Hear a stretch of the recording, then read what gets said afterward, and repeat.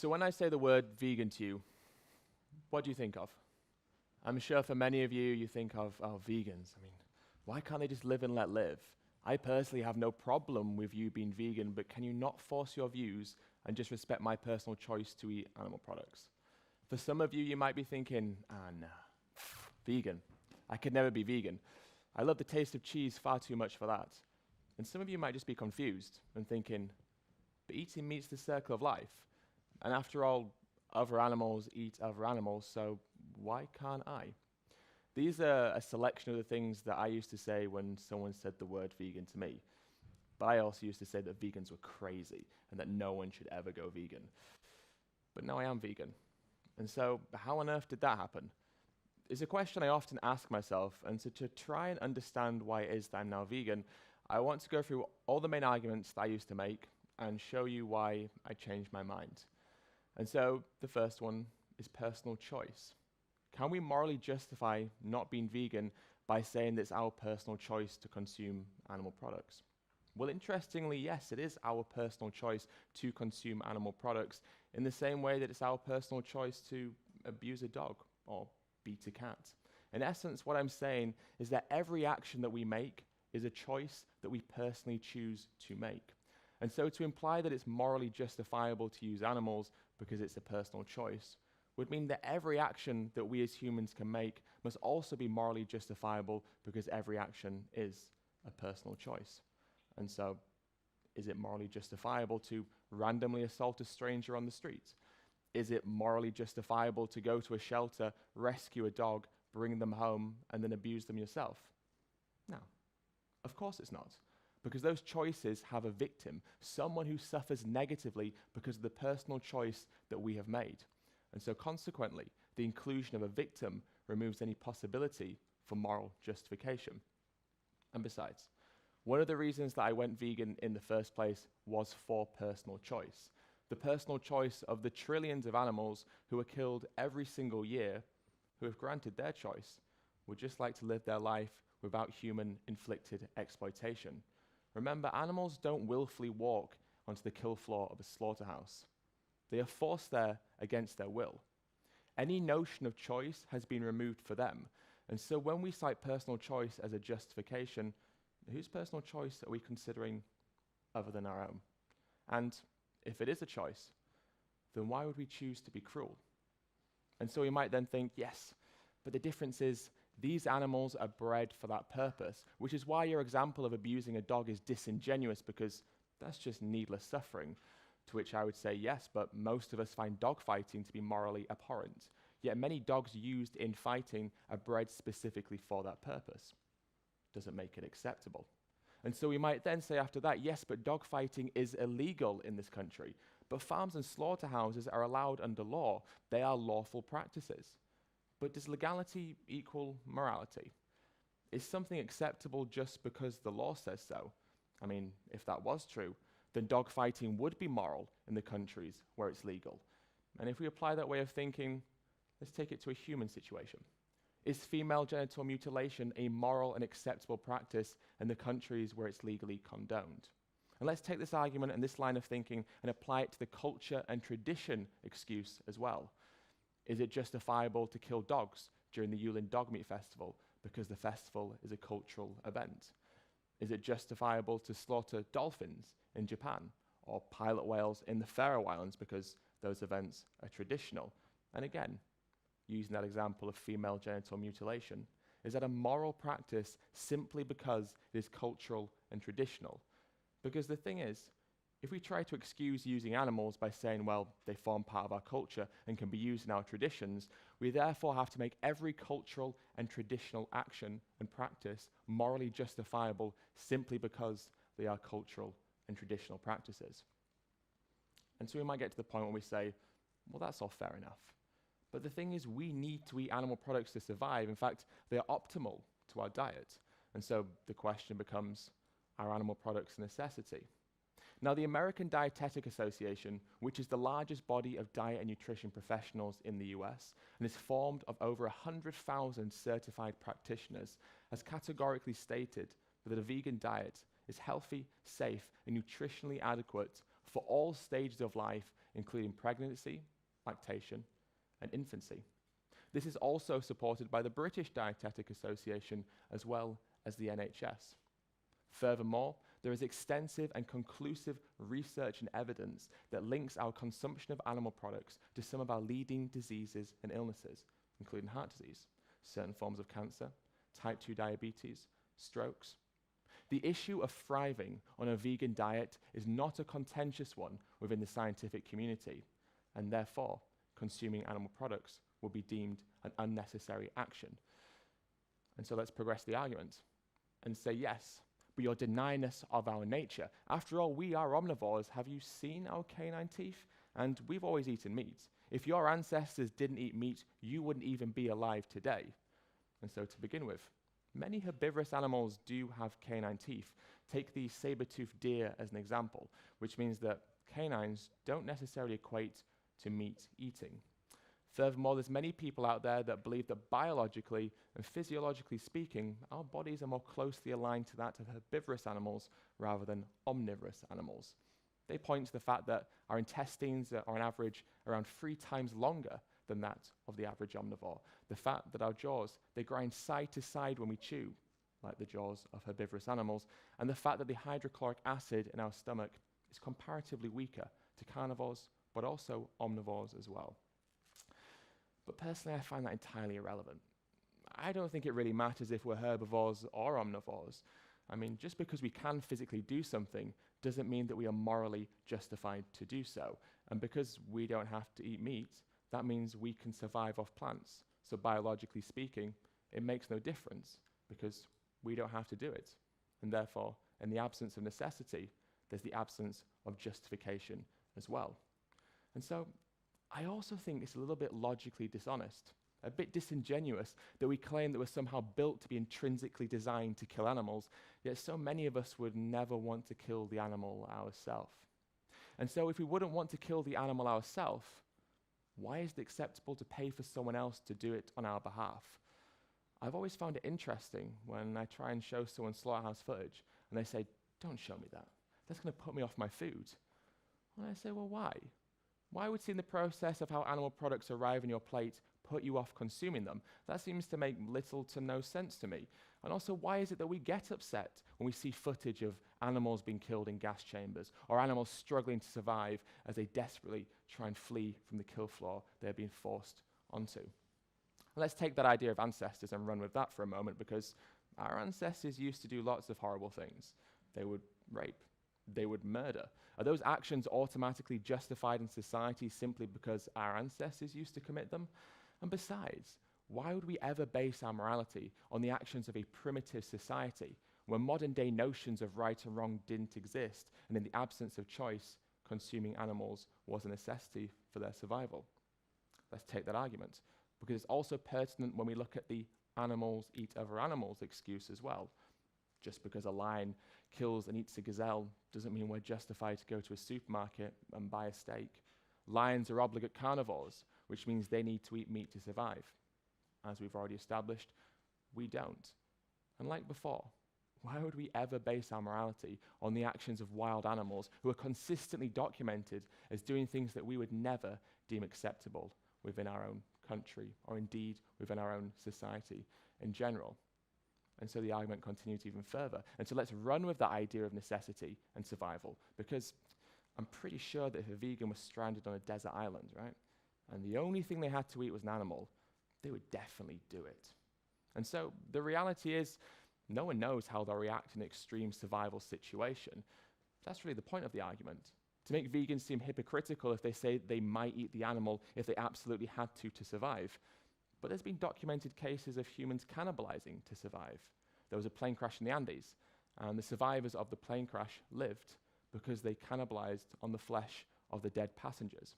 And so cannibalism, in effect, became a justifiable act in that moment.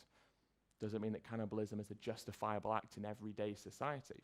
Likewise, just because a vegan might consume an animal if they absolutely had to survive, doesn't mean that consuming animal products is a morally justifiable act in everyday society.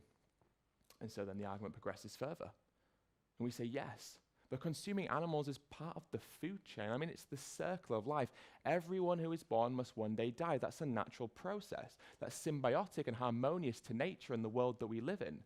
Now, food chains are incredibly important. They symbolize part of the natural order, and they help maintain and form ecosystems. Fundamentally, they're there to ensure that population sizes of animals are kept consistent and to ensure that the natural ecology is just well balanced. But what we do to animals when we selectively breed them, when we genetically modify them, when we artificially inseminate and forcibly impregnate them, when we take their babies away from them, when we mutilate them, when we exploit them for what they naturally produce for their own species, when we load them into trucks or trailers, take them to a slaughterhouse where we hang them upside down, cut their throat and bleed them to death, has nothing to do with a natural order. And most importantly, it fits none of the criteria required to be labeled as a food chain. You see, the food chain that we cite is a human construct created very conveniently to try and justify what is an entirely unnecessary act. It ignores the complexity and interdependent web of life that form our natural ecosystems. It is an appeal to nature fallacy that overlooks our ability to make moral decisions as beings who possess moral agency. In essence, the food chain argument draws upon the idea of might makes right. The belief that because you have the ability to physically exploit someone else, you're somehow justified to do so as well. And the circle of life, all that refers to is two moments of our existence that are certain, our birth and our death. Everyone who's born must one day come full circle and die. But what happens between those areas of certainty is variable. And it has nothing to do with a preordained circle of life. If we run with that argument, we'd be morally excused to harm anyone at any time in any manner that we so please. You'd be morally excused to murder an animal or indeed murder a human as well, running with that logic. And so let's move this on to a more practical note, because if the world went vegan, well, what would we do with all the animals? We can't just release billions of animals into the wild. That'd be devastating for the natural ecology. And of course it would. But what we have to understand is that animal agriculture runs on a system of supply and demand, meaning that when we buy a product, we demand that product be supplied. Now, farmers will only breed animals into existence that they can sell. They're not going to breed them if they can't sell them, because that's just not economically viable in the slightest. And so the shift to veganism will, of course, be very gradual.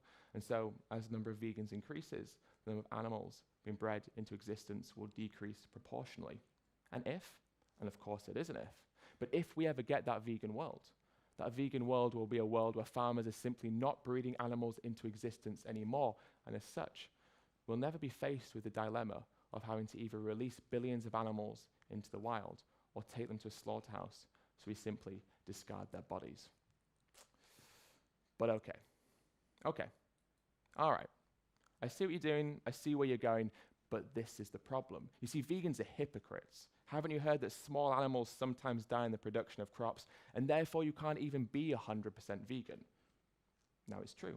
Animals like caterpillars and worms do die in the production of crops, and we also can't guarantee that small mammals like mice and rats don't sometimes get killed as well. But the difference is that notion of intention and certainty.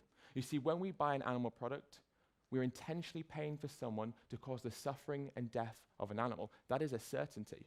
When we buy a plant product, we're not. And so think about it this way.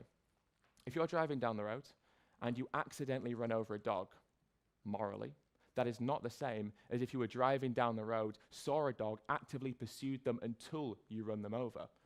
But the philosophy and ideology behind the argument that it's morally justifiable to buy animal products because sometimes small animals die in crop production adheres to the idea that, morally speaking, accidentally hitting the dog is the same as intentionally hitting the dog. And so what about plants? Because plants are alive as well, so why don't we consider plants within our circle of moral compassion? And so plants are, of course, alive, but they're not conscious. They don't have a brain, central nervous system, or pain receptors, but also more importantly, it can take up to 16 kilograms of plants to produce 1 kilogram of animal flesh, which means that vastly more plants are used in the production of a non-vegan diet than a vegan diet. So if we care about plants, logically and morally, we're still obliged to be vegan. And this also ties in nicely with what we were just saying about animals being killed in crop production. Because if more crops are used in a non-vegan diet, that means if we care about small animals being killed in crop production, we are again, logically and morally obliged to still be vegan. But what about soy farming? Because soy farming is devastating for the environment, is it not? Soy farming is terrible for the environment.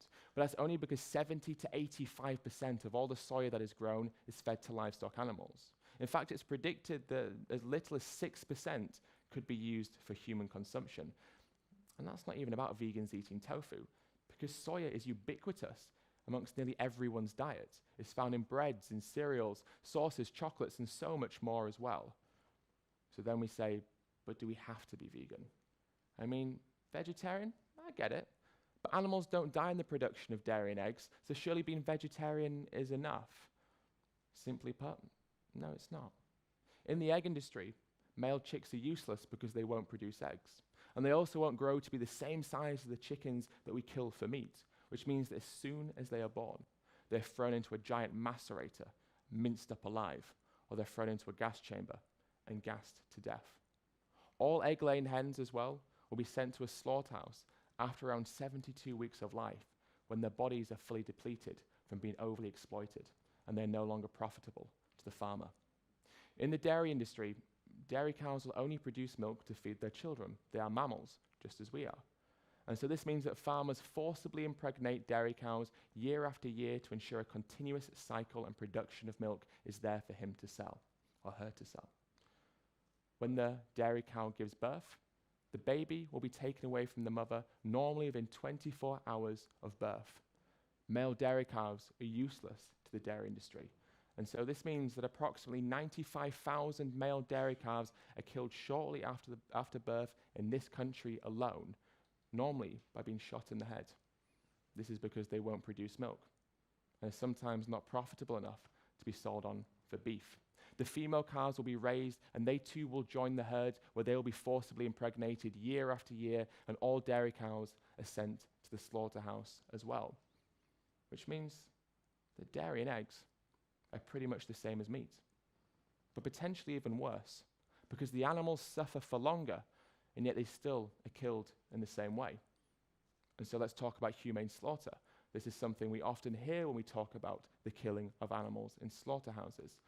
Now, the word humane means having or showing compassion or benevolence, which means that humane slaughter is, of course, an oxymoron, because you can never compassionately or benevolently take the life of an animal who does not wish to die and who does not have to die. And so that brings us on to our final excuse: taste. And so I want to leave you with a couple of questions. What has higher value, taste or life? Do we require more than sensory pleasure alone to morally justify an action? Remember that a meal to us lasts only a matter of minutes, but that meal has cost an animal their entire life. We take their life for a moment that is fleeting, a meal that we forget about almost as soon as we have consumed it. I used to think that vegans force their views. I said this regularly. But one day I realized that nothing can ever be as forceful as taking the life of someone who does not wish to die, taking the life of an animal who does not wish to die. And so in the end, that's why I became vegan, because when put into perspective, my arguments held no veracity, no credibility, no validity. Fundamentally, I called myself an animal lover, yet I paid for animals to suffer and die on my behalf. Through all of the excuses I used to make, I realized that my values contradicted my actions, and deep down, I could find no real justification. Thank you so much for listening.